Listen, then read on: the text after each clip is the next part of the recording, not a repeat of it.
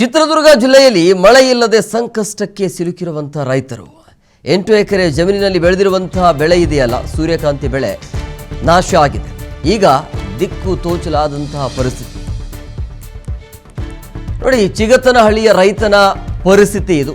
ದಿಕ್ಕೇ ಇಲ್ಲ, ಈಗ ಏನು ಮಾಡಬೇಕು ಅನ್ನೋದೇ ಗೊತ್ತಾಗ್ತಾ ಇಲ್ಲ. ದಿಕ್ಕು ತೋಚದಂತಾಗಿರುವಂತಹ ಪರಿಸ್ಥಿತಿ ಎದುರಾಗಿದೆ ರೈತರಿಗೆ.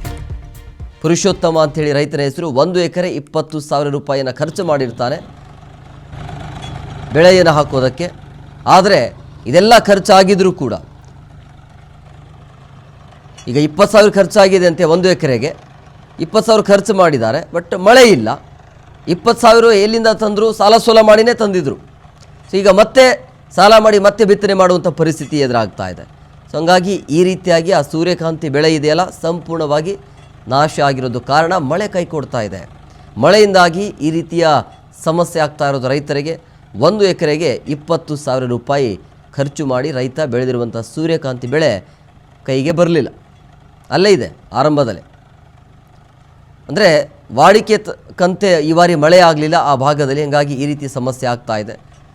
ಸೊ ರೈತರು ಈಗ ಕಂಗಾಲಾಗಿದ್ದಾರೆ. ಪರಿಹಾರ ಬೇಕು ಅಂಥೇಳಿ ಈಗ ಸರ್ಕಾರದ ಕಡೆ ಮನವಿಯನ್ನು ಮಾಡ್ತಿದ್ದಾರೆ.